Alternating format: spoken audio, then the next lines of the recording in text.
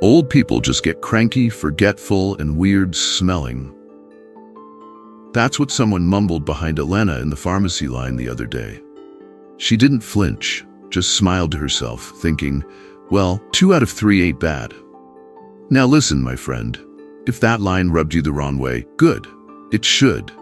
Because while there may be some truth to it, yes, sometimes we forget where we put our glasses, they're on our heads.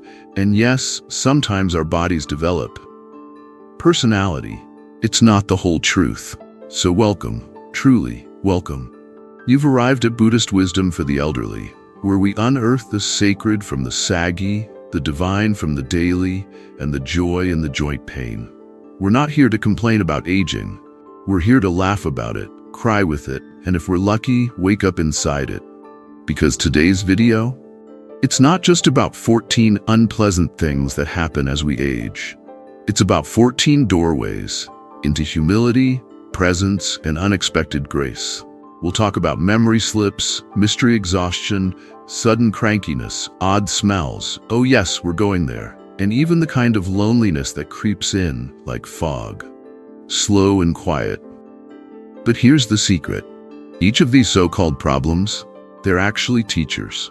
And if you only catch one lesson, let it be part 6, that quiet, powerful look at loneliness. Because once you learn how to sit with it, you'll learn how to turn it into companionship, compassion, and real connection. So if you've ever looked in the mirror and thought, who the heck is this older person blinking back at me? You're in good company.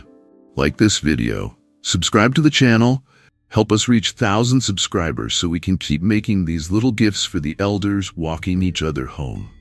Now take a breath, adjust your glasses, and let's begin the journey. One soft, wise, wobbly step at a time. Part 1, the senior smell. No one talks about, wait, is that me? One afternoon, Elena caught a faint whiff while folding laundry. It wasn't bad exactly, just different. A little musty like an old book or a very shy mushroom. She sniffed her sweater, then the chair cushion, then cautiously, herself. Is this that smell people whisper about? She wondered. Have I arrived? Ah yes, the mythical old person smell. A phrase whispered like a secret, as if aging were contagious through the nostrils. Let's clear the air, shall we? As we age, our bodies change chemically. Skin cell turnover slows down, hormones shift, and a little molecule called 2-noninol decides to throw a party. You shower, you spritz, you sage the house, but still, there it is, the faint scent of elder sage meets cardigan. But Ram Dass would remind us, you are not your scent, you are the awareness of it. This isn't shameful.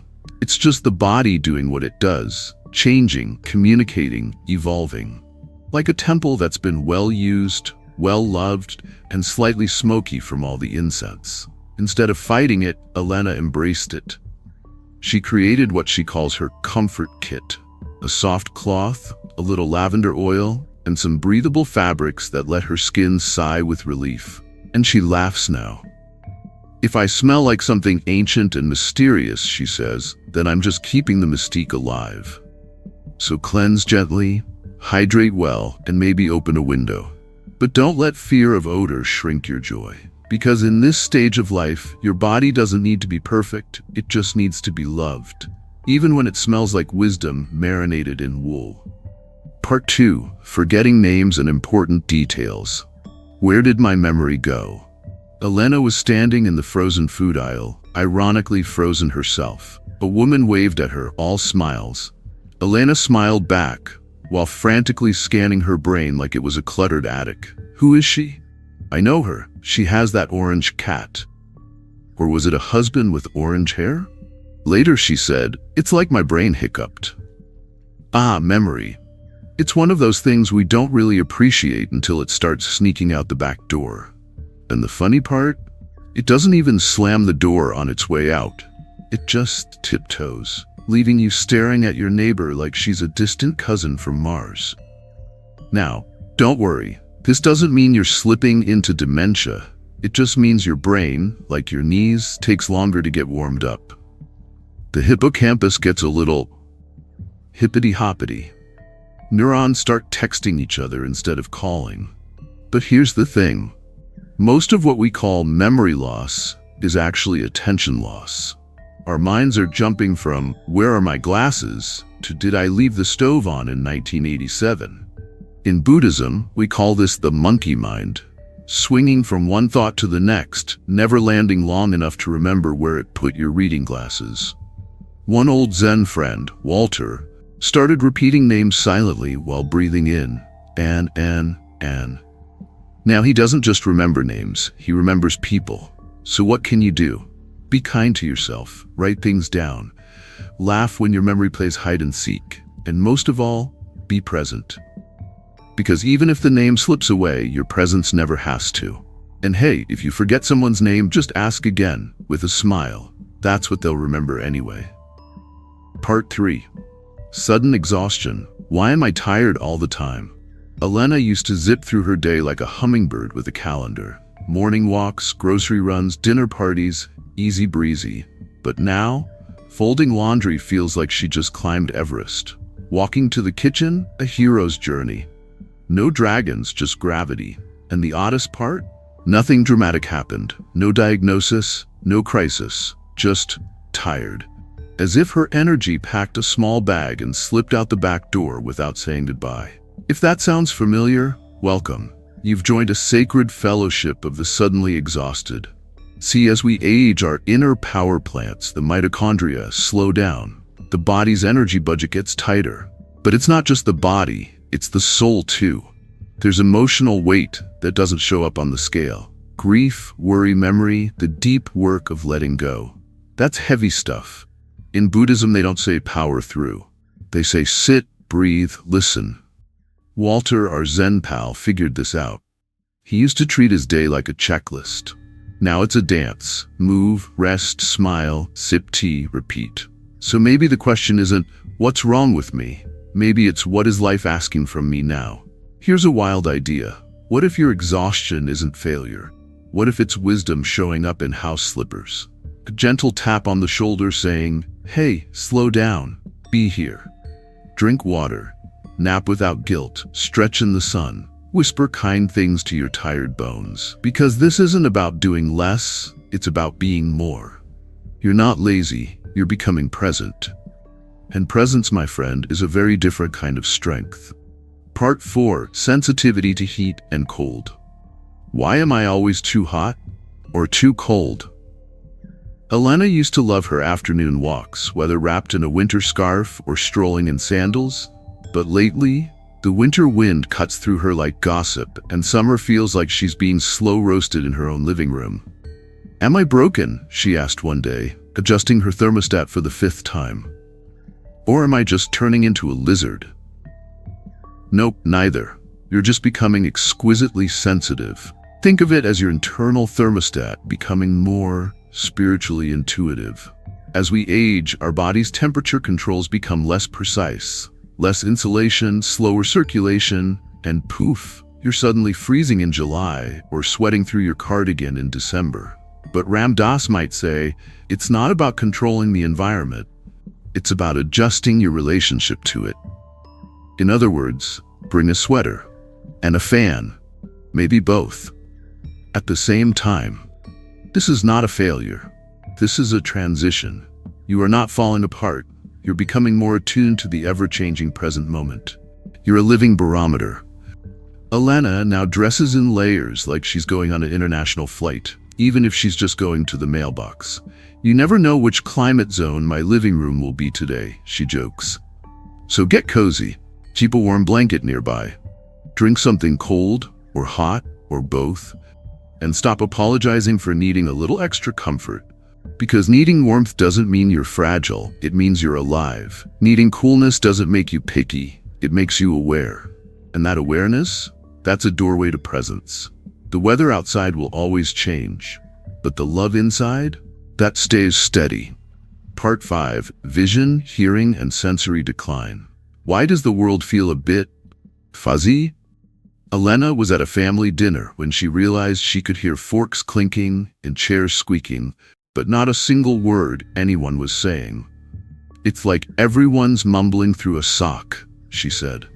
Then later, she tried reading the mail and had to stretch her arm like she was fencing with the envelope. Ah yes, welcome to the gentle unraveling of the senses, where the world gets a little quieter, blurrier, and weirder. But let's pause here. You're not falling apart, you're just tuning into a different frequency. And it's not always FM. Ram Dass might say, you're not losing your senses, you're learning to listen with your heart, not just your ears. In Buddhism, the senses are gates, not walls. If one gets creaky, another opens. So maybe you don't hear every word, but you feel the warmth in someone's voice. Maybe the text is blurry, but the sunset still sings to you.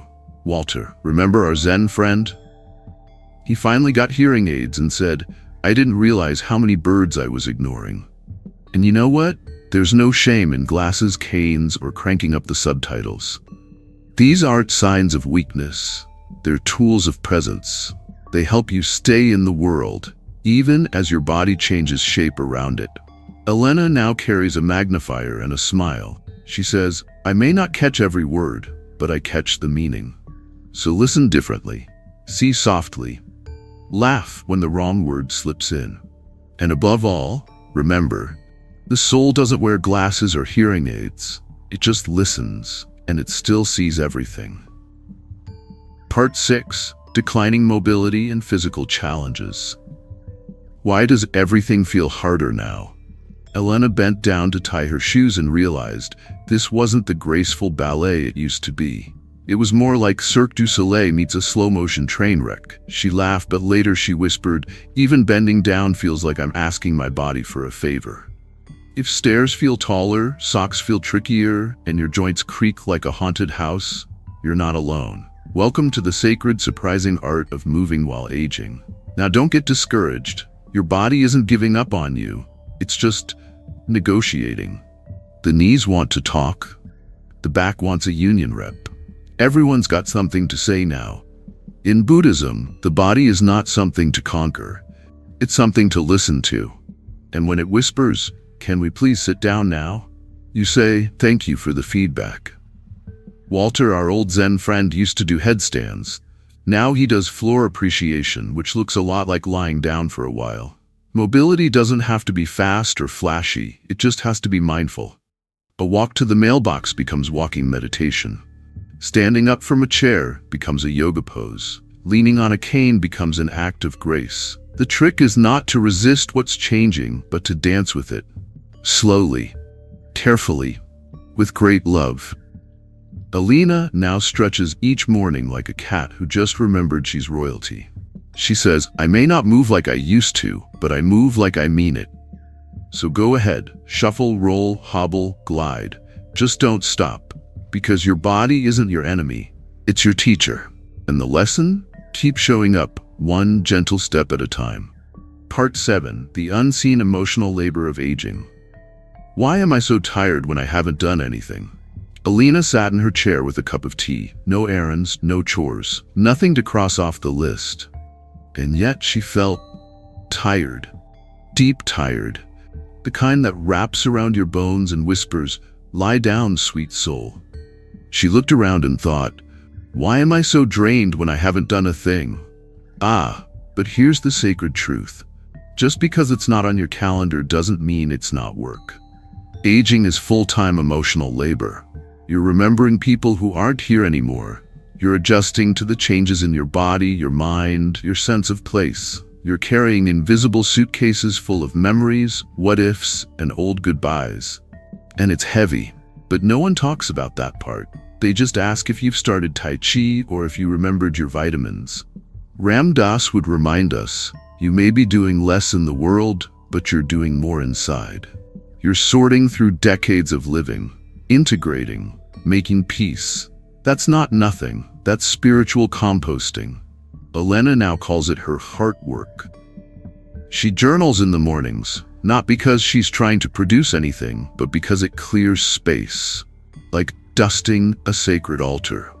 So if you're feeling that quiet heaviness, take a breath. You're not lazy.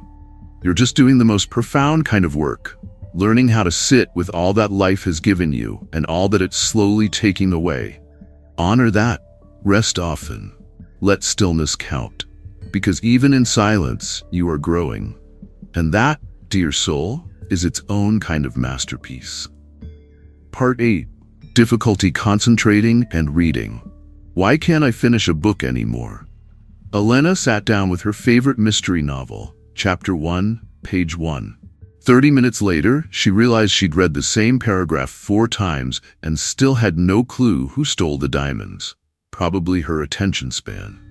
She laughed and said, "My eyes are reading, but my mind's off planning dinner, replaying 1973 and wondering where I put the remote." Ah yes, the great wandering of the aging mind. If your focus is now shaped like a butterfly, fluttering gently and landing nowhere for long, you're not alone. Aging shifts how we process and hold attention. It's not a fault, it's the brain getting selective. In Buddhism, they call this monkey mind. The monkey used to swing from vine to vine, now it naps mid-swing. But maybe, just maybe, this isn't a problem. Maybe it's an invitation. Walter, our old Zen pal, said, "I stopped trying to read books. Now I read sentences. One line at a time. And some days, that one line is enough. Because it's not about finishing, it's about feeling." So here's your permission slip. Read short things. Reread things. Stare out the window for 20 minutes and call it a meditation. Your mind isn't broken, it's just asking for a slower pace, a gentler rhythm, a little breathing room. Elena keeps a book by her chair now, not to conquer it, but to companion it. "Some days I read," she says, "some days I just hold it, and both are fine." Because in this stage of life, focus isn't just about attention, it's about presence. And presence, my friend, doesn't need a bookmark. Part 9. Unexpected weight gain. I haven't changed, so why has my body? Elena stood in front of the mirror, poking at a belly that wasn't there a year ago. "I didn't order this," she muttered. "It just showed up. Like an Amazon package I forgot I ordered." She hadn't changed her habits. Same food, same walks, same love for gardening. But the body? Oh, the body had other plans. Pants shrank, shirts clung. The scale betrayed her. If you're nodding, welcome. You've discovered the great mystery of aging metabolism. A slowdown that turns toast into love handles and makes you question the loyalty of your once trusty metabolism. But here's the Ramdas twist. Your body isn't betraying you. It's evolving. Like everything else in this cosmic dance. See, your body's just shifting gears. Burning less, storing more, asking for new rhythms. It's not sabotage, it's transformation. And yeah, maybe your abs left the party early, but your wisdom showed up right on time. In Buddhism, the body is seen as impermanent and sacred. A temple, yes, but also a compost pile. Things change, gravity wins, and that's okay. The practice? Let go of the war, invite joy back into movement. Trade calorie counting for curiosity. Write a love letter to your belly. Seriously, it's been with you longer than most people. Elena now thanks her body daily. "You're rounder," she says, "but you're still mine." So breathe. Unbutton your jeans if you have to. Smile at your reflection, and remember, you are not your waistline. You are the space that holds it with love. Part 10. Irritability and mood swings. Why am I snapping at the smallest things? Elena used to be unshakably calm, patient, gracious, even during traffic jams and burnt toast. Now, the toaster dings too loud and she's ready to file a noise complaint.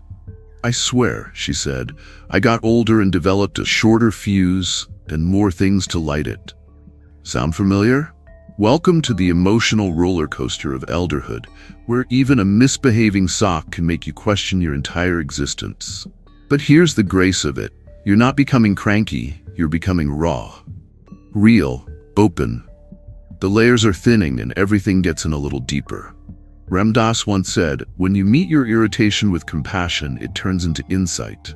But first, it flares.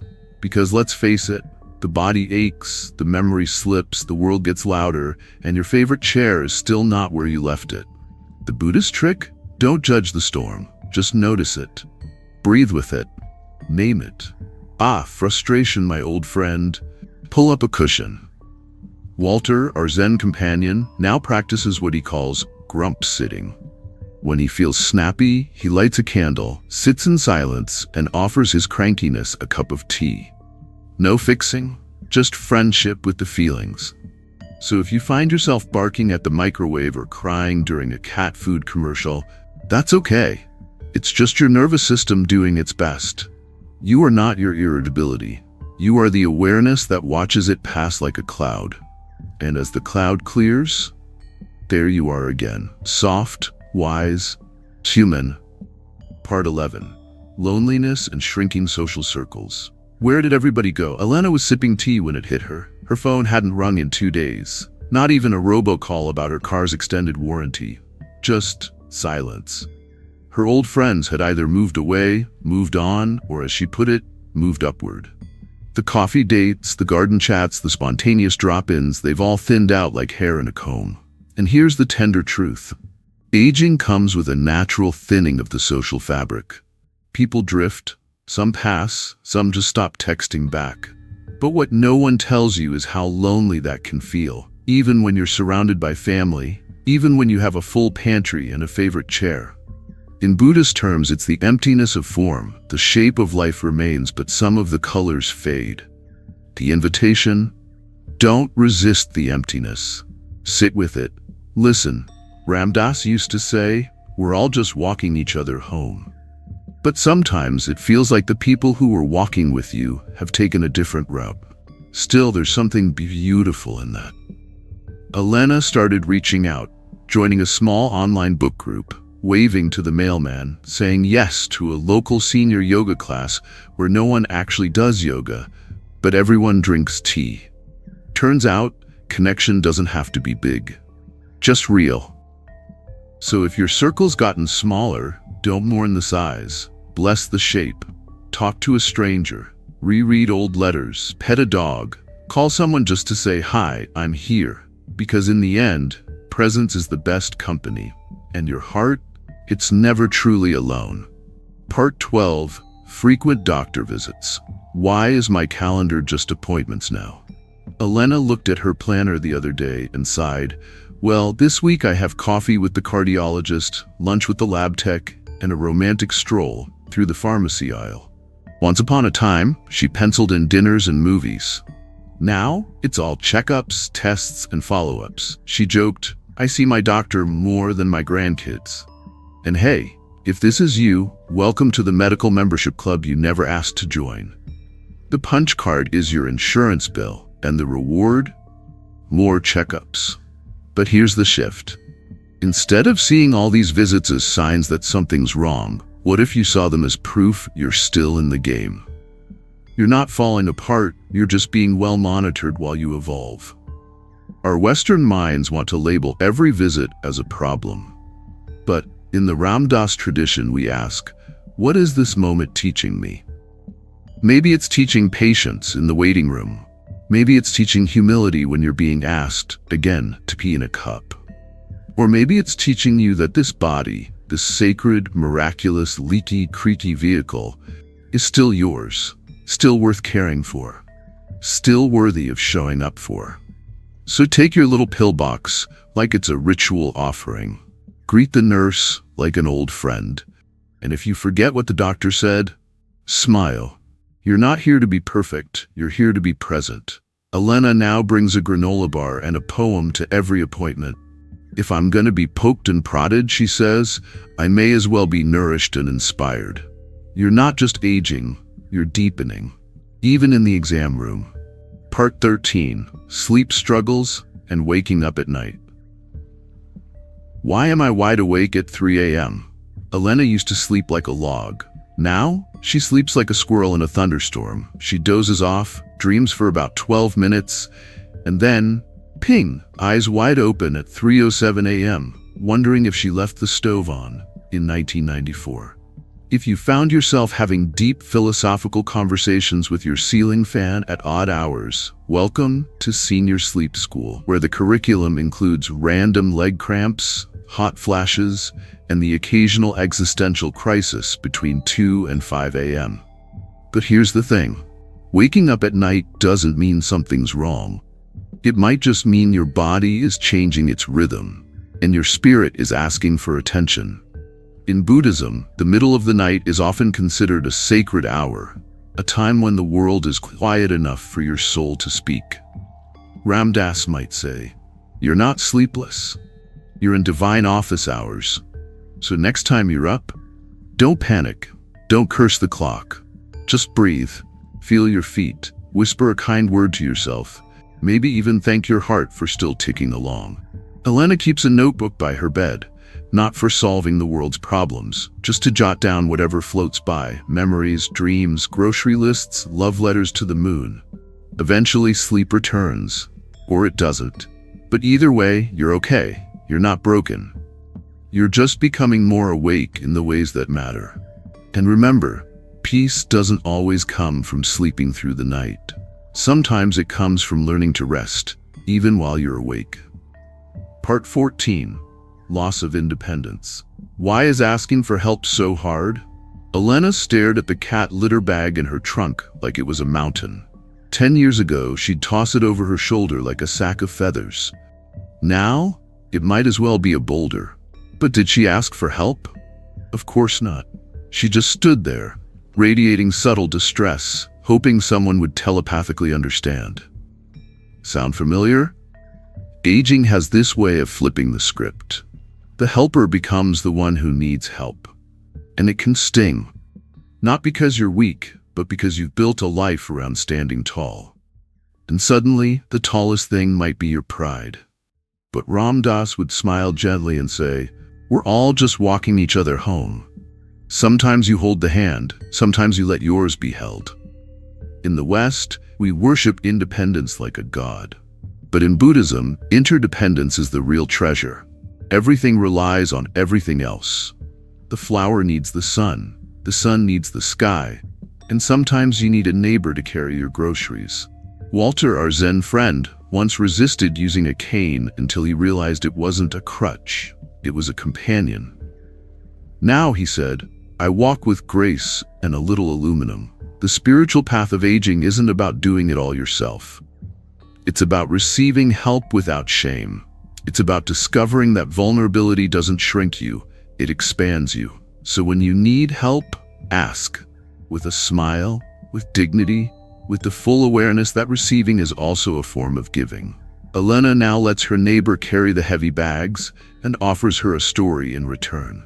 Because in the end, strength isn't never needing. It's knowing when to open your hand. You're not behind, you're becoming. So here we are, dear one.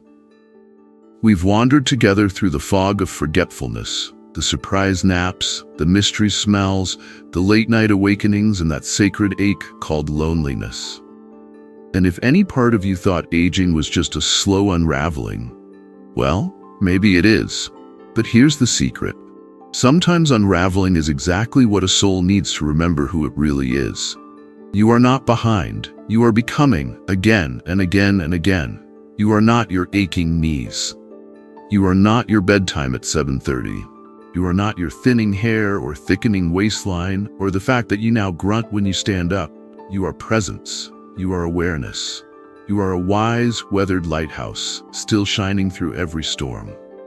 And listen, Elena, she didn't find all the answers. She still forgets names and mutters at her toaster. But she's no longer afraid of it, because now she knows she's not alone. She's not broken. She's just aging, consciously. And so are you. So if this video brought you even one breath of relief, if it made you smile or cry or nod and whisper, "Yep, that's me," then share it with a friend, with a sibling, with someone you love who's walking this same wild path. And of course, like and subscribe to Buddhist Wisdom for the Elderly. Let's reach 1,000 subscribers together, not for fame, not for fortune, but for the fellowship of elders remembering that aging is a spiritual path, a sacred unfolding. Now go easy, drink some tea, sit in the sun if it's out, and remember, you're not declining, you're blooming in reverse. We'll see you in the next one.